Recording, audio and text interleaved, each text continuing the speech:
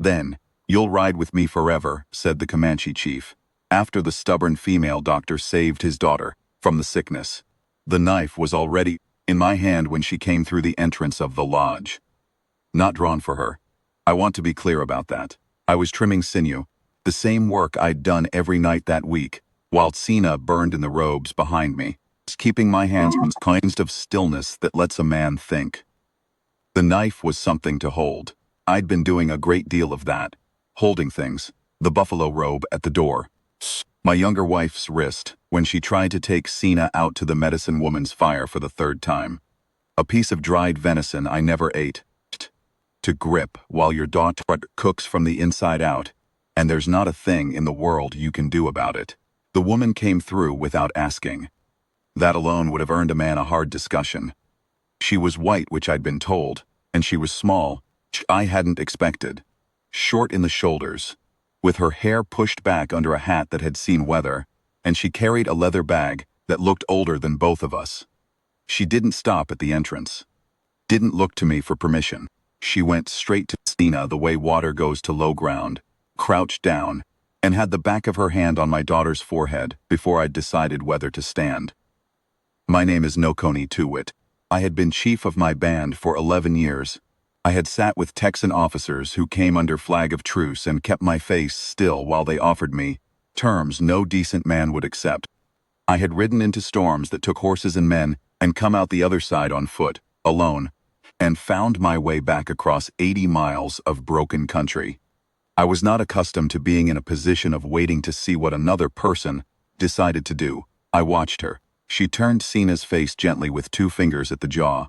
My daughter made a sound, first sound in 2 days, and then she pulled the robe back and looked at the rash on Sina's chest and arms. She didn't flinch at it. She looked at it the way I look at a piece of ground I'm trying to read. Like it's information. She expects it to tell her something if she's patient enough. Then she looked up at me. "How long?" she said. I understood enough English for that. 7 days, she nodded once. Looked back at Sina. "Has she kept water?" "Yesterday morning. Not since." She opened the leather bag, and the inside of it was dense with things. Glass and cloth, and things I didn't have names for, and she moved through them without looking, the way a man reaches for his own knife in the dark. She unstoppered something and lifted Sina's head and got a little of it down her. Sina coughed, and the woman waited and then gave her a little more. I still had the sinew knife in my hand. I set it down behind me, the shadow. By the fire pit, my younger wife, Maha, hadn't moved. She'd been against this. Not against the woman specifically. She hadn't known about the woman until 2 hours ago. She was against the idea that any outside thing could do what our own medicine hadn't done. I understood that. I wasn't sure I was against it myself. I let the messenger go to the trading post with one thought in my mind that I didn't speak aloud. Sina was going to die in that lodge if something didn't change. That was the simple arithmetic of it. The woman's name was Dorinda Pruitt. The trader at the post had told my messenger. She stops through every few weeks. She's the only doctor for 140 miles in any direction. She doesn't always come back when you call her. He'd said that last part like a warning. She had come back this time. 2 riders of mine had brought her at a pace that wasn't gentle, and she'd made it without complaint, which I knew because my men would have mentioned the complaining. She worked for a long time. I didn't sleep. I moved to the far side of the fire and sat with my back to the lodge wall and watched her, and she worked without talking, without looking for reassurance or approval. And at some point I realized that was what I was watching for. The moment she'd look up at me to say she'd done everything she could. Healers did that, even our own. They came to a place where they needed you to understand that the outcome was no longer their weight to carry. She didn't look up for that. She changed the cloth on Sina's forehead when it dried.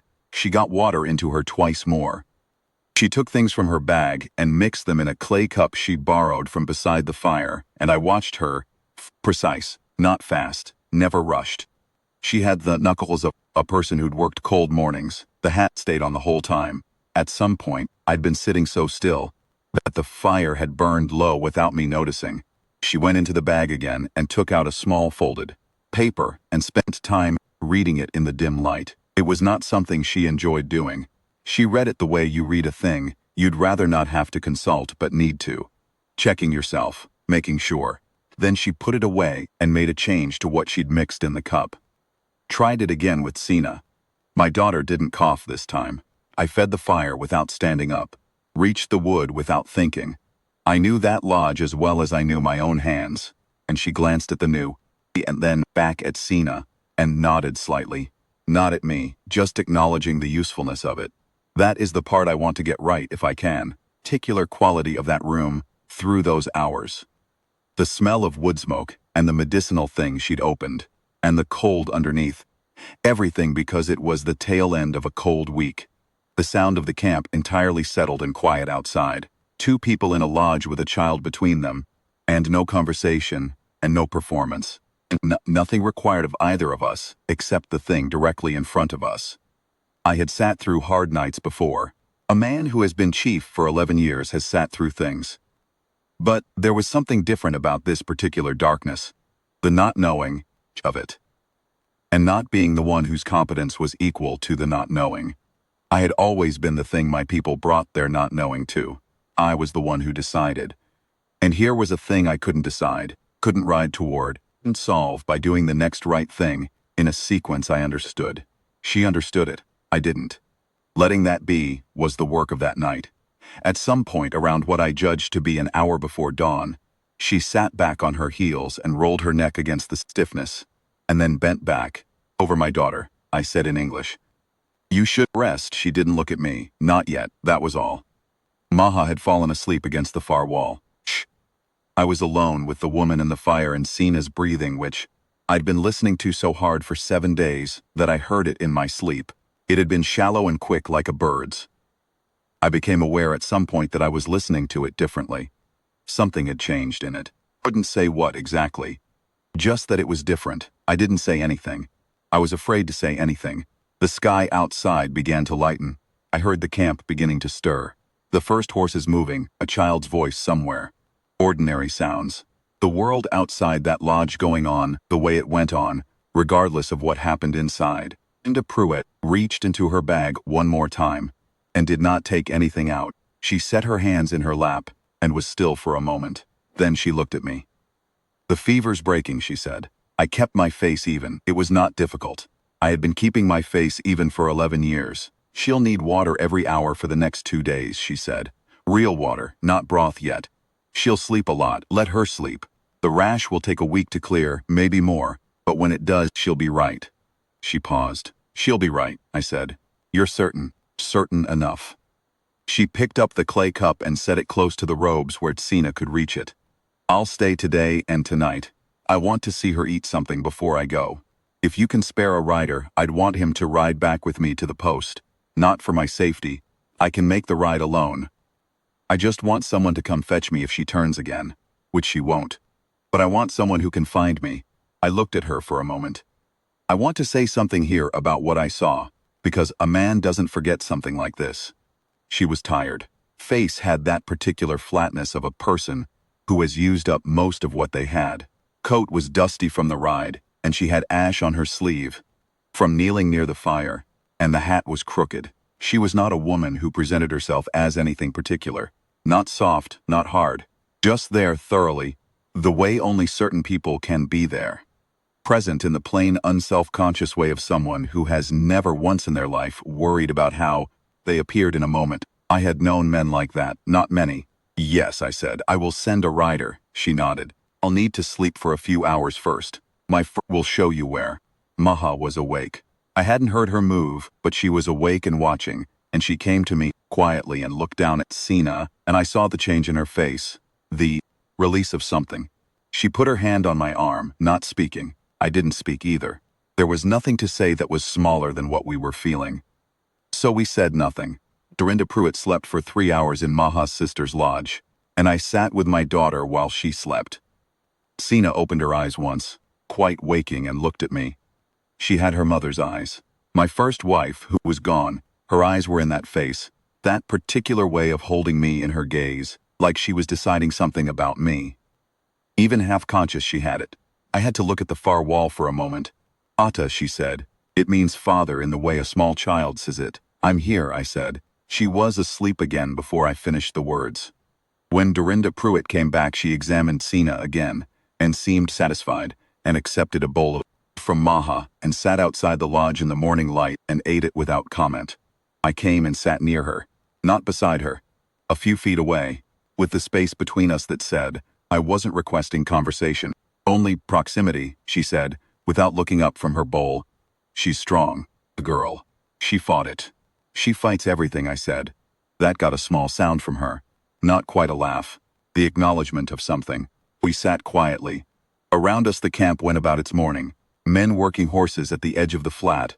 3 women stretching a hide between stakes. 2 boys running with no particular destination, the way boys do. Dorinda Pruitt watched all of it with the same look she'd used on the rash. Just taking it in, no judgment in it. First time in a Comanche camp, I asked. Second, she said. First time I came back out. She said it plainly. For effect. That was 8 years ago, different band, south of here. Fever then too, as it happens. Different kind. And you came back. She looked at me then. Somebody was sick. I thought about that. The simplicity of it. As if the kid had only one answer, and she was mildly surprised I'd thought it needed one. I said, the trader told me you don't always come. Sometimes I'm 3 days east, or 2 days north. And by the time I get back, it's already settled one way or the other. And sometimes, she stopped, ate the last of the food, set the bowl down on the ground. Sometimes I'm tired. Sometimes I tell myself, the ride's too long or the risk's too much. And I sit in that little room above the post and talk myself out of it. She was quiet a moment. I talked myself out of this one twice, she said. Tuesday evening and Wednesday morning. Changed Wednesday afternoon. She picked up her cup. Your man waited. He'd been there 2 days already and he was still there Wednesday afternoon, and he just. She shook her head slightly. He wasn't asking anymore. He was just there. Waiting. And there's something about a man who'll wait like that. Tells you something about who sent him. I didn't say anything. I don't know what you're like, she said. I know nothing about you except that your daughter got sick, and you sent a man who waited without asking. That was enough. I had kept my face still through 11 years of things that required a still face. I kept it still now. I am glad he waited, said. She glanced at me. Something passed through her eyes, just a flicker of it, and then she looked away. So am I, she said. Rest of that day I was in and out of the lodge. She was there almost continuously, checking on Sina, adjusting things, sitting quietly at times with her bag in her lap. Sina woke twice. The second time she was fully conscious and frightened, the way a person is when they come back from that far away and find themselves somewhere unfamiliar. Dorinda Pruitt spoke to her quietly. Sina doesn't have English, and the woman doesn't have Comanche, but she spoke to her in an even voice, and held her hand, and Sina's breathing settled. The tone was enough, the steadiness of it. That was the moment Maha decided I saw it. I didn't say anything, because a man doesn't narrate his wife's interior life. But I saw her face change when she watched that. Toward evening, Sina asked for food and Dorinda Pruitt allowed a small amount of broth. Sina ate it and kept it, and asked for more, and was told not yet and accepted that with a look of displeasure that was so thoroughly her mother's expression that I had to step outside. I stood outside in the evening light and breathed. The sun was going down red behind the ridge to the west, and the horses were drifting toward the water, and somewhere nearby, someone had started a fire. First smell of it coming through the cooling air. The world had that quality it sometimes gets, a stillness that isn't empty but full, like it's holding its breath in a good way. My youngest son, Carrie's water, came to stand with me. He was 9 years old. He'd been frightened out of his mind all week about his sister, and had been covering it by being useful, being wood and water and staying very busy. He stood beside me now and didn't say anything. After a while, he leaned slightly against my arm, not looking at me, looking at the ridge the way I was looking at the ridge. I put my hand on the back of his neck for a moment. That was all. That was enough. He went back to his work, and I went back inside. Dorinda Pruitt was repacking her bag with the same focused efficiency she'd packed it with. Sina was asleep again, real sleep this time. I could hear the difference. Maha was nearby, watching the woman with the expression that means she's composing something she's deciding whether or not to say. She said it in Comanche, which she knew the woman didn't have. Tell her, Maha said to me, that she rode a long way. I translated it. The woman finished buckling the bag. It wasn't so bad, she said. Good horses, I translated that too. Maha nodded once, which is how she shows that she's satisfied. We ate together that evening. Myself, Maha, Dorinda Pruitt, and my brother Isatai, who had come to see the girl and stayed because the food smelled good. He tried his English on the woman, and she was patient with it, and between them, they managed a conversation about horses that went on much longer than I expected. He has a gift for making people comfortable, my brother. Always did. I sat and watched it happen. This woman, half a day's ride from anyone who might reasonably call themselves her own people, eating beside a fire she'd never expected to sit at, following the gestures and the mixed-up words of my brother's horse story, with what appeared to be genuine interest. She asked a question, through me, about the particular bloodline of a cutting horse Isatai had mentioned, and his face lit up, and they were gone for another 20 minutes. After supper, while the fire settled, she helped Maha with the bowls without being asked, not making a show of it, just doing it because it needed doing. Maha, who does not praise things lightly, watched her sideways and said nothing, which in Maha's language means she was impressed.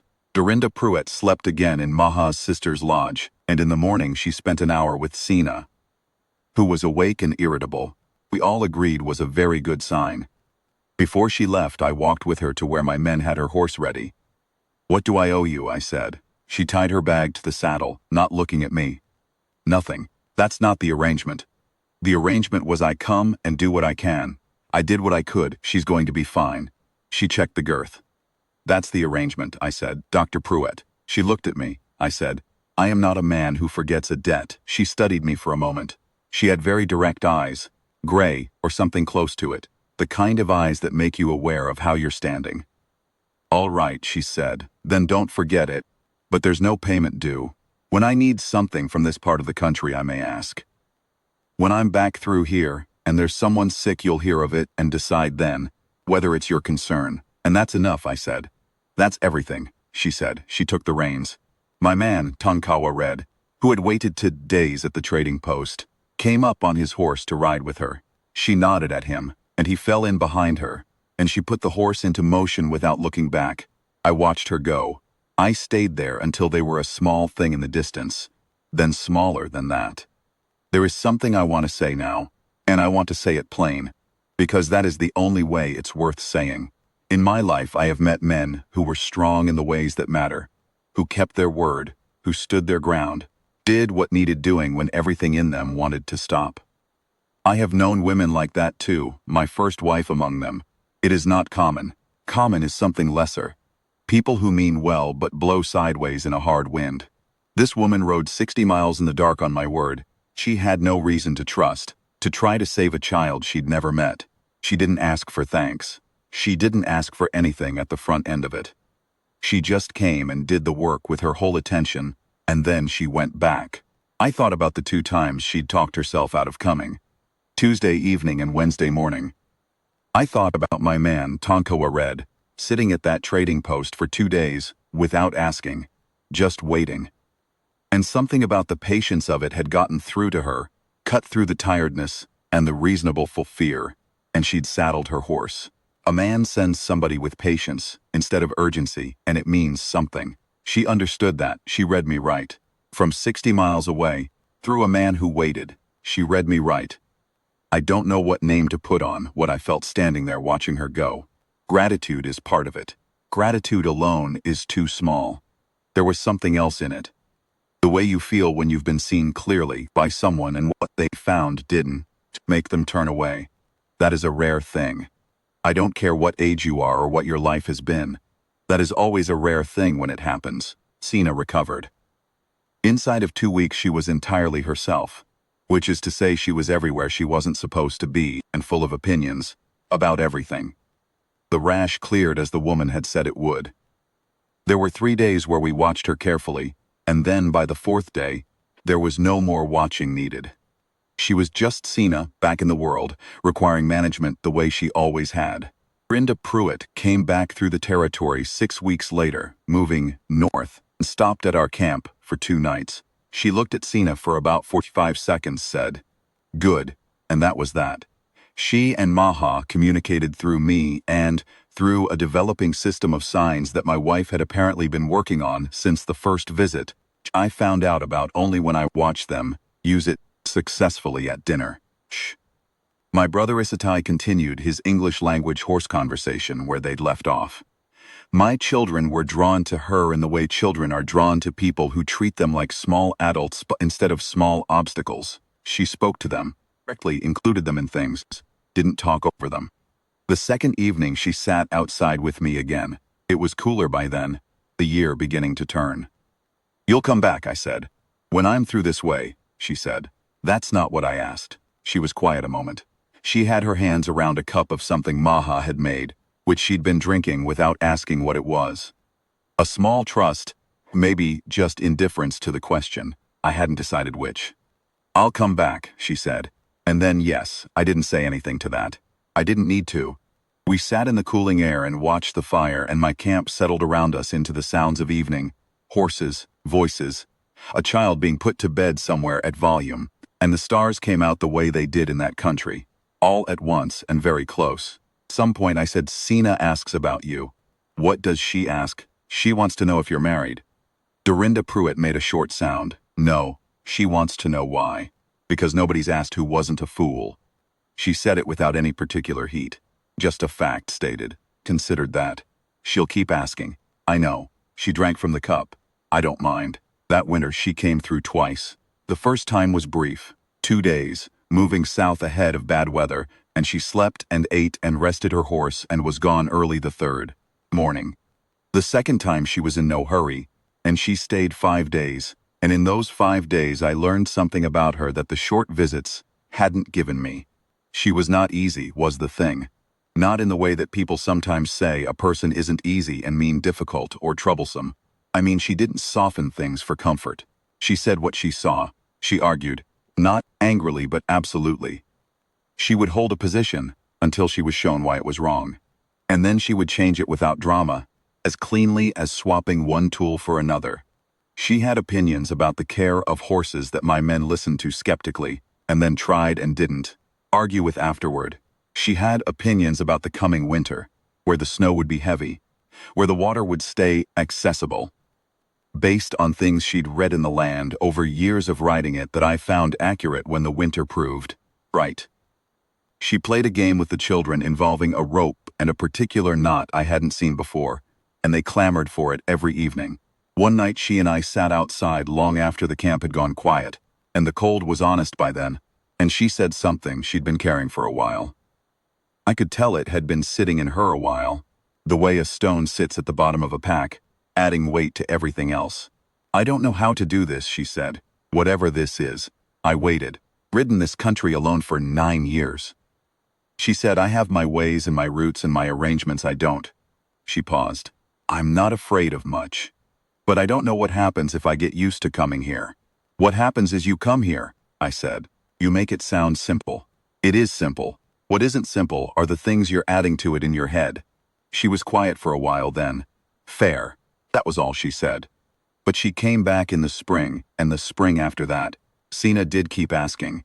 That winter, and the spring after it. Dorinda Pruitt came through 4 times in those months, and stayed each time. Never long, always as long as she had. The way certain people carve out exactly what they can give and give all of it. She and Maha managed 3 times the conversation through signs. And the smattering of words they were teaching each other, and what they talked about I sometimes translated and sometimes didn't. Some of it wasn't mine to carry. There was a night, that second winter, when Sina did not ask through me. She had enough words by then, or enough confidence in the ones she had, and I came back from the horses at dusk to find them outside together, the 2 of them on the same log, Sina doing most of the talking in her careful halting English, and Dorinda Pruitt listening with her full attention. I went past without stopping, found something to do near the far side of the camp.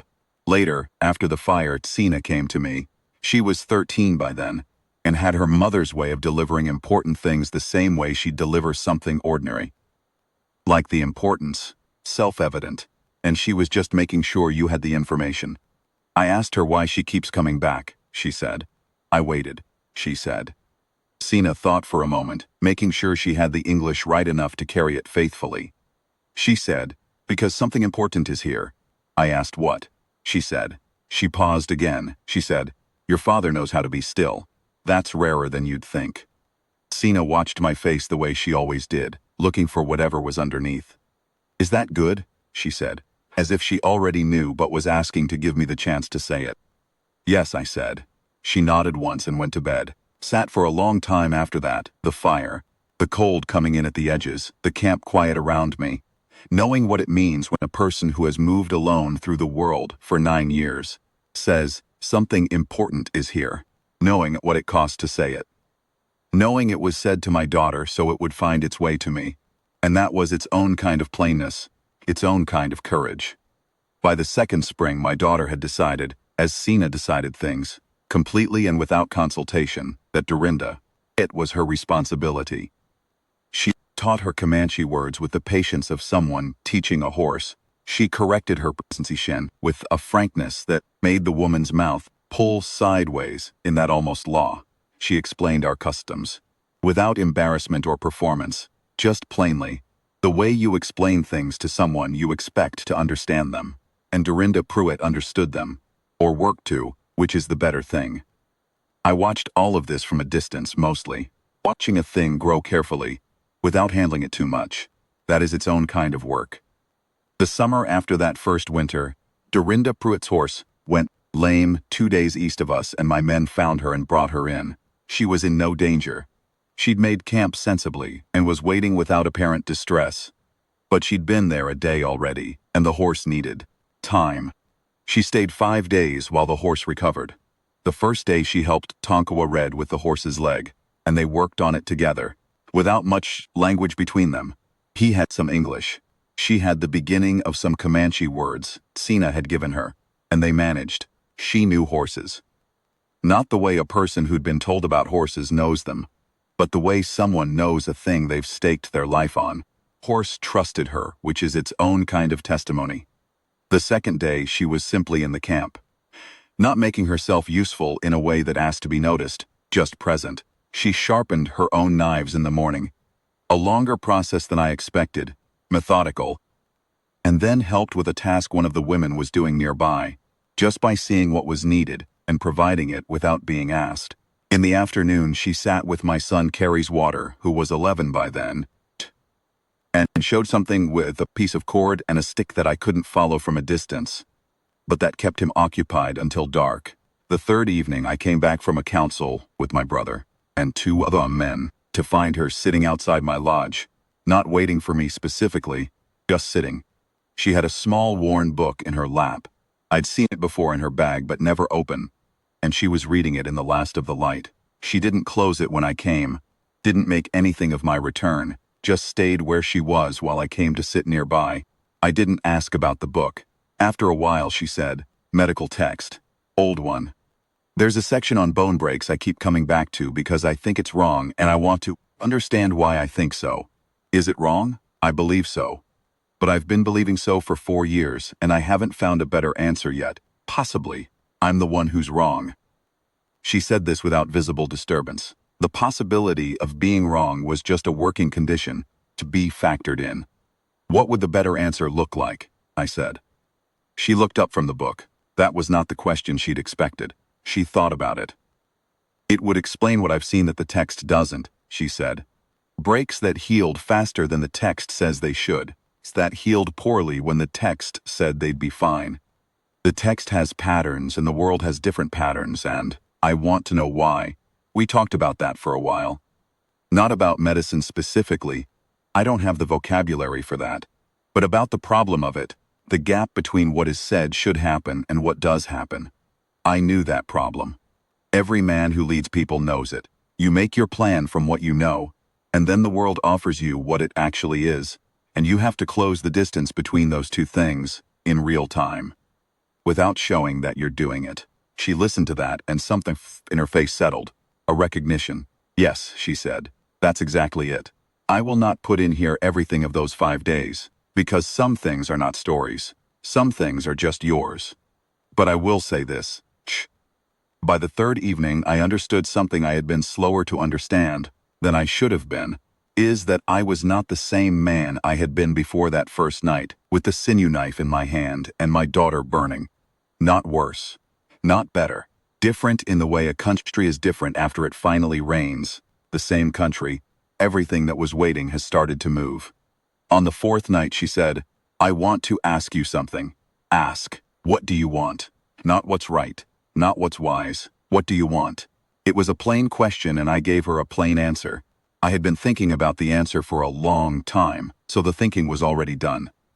She sat with what I said for a while. The fire had burned down to coals. Outside, the camp was quiet. A horse somewhere at the edge of the dark moved and settled. Coals shifted and threw a small brightness and died back. "All right," she said. "All right," I said. It was not a complicated agreement. She had a life that moved, and I had a life that was fixed to the land. And we were neither of us young, and neither of us was interested in pretending things were different than they were. What we had was this. She came, and when she came, she was there without reservation, fully present in the way I'd noticed from the very first night. And when she had to go, she went. And the going was clean, no residue of difficulty in it, because we both understood the shape of the thing. People thought what they wanted to think. My band was not confused about what mattered. Sina was alive, that was what mattered. And the woman who had done that was a person of standing regardless of anything else. Some of the older men had opinions. They kept mostly to themselves, which I respected more than opinions freely shared. My brother Isatai had no opinion, except that her English was improving, and she'd told him 3 things about cutting horses he hadn't known. He considered a more than sufficient credential. Maha said to me one morning, simply, "She is good." I said, "Yes." Maha said, "Keep her." I said, "I'm trying."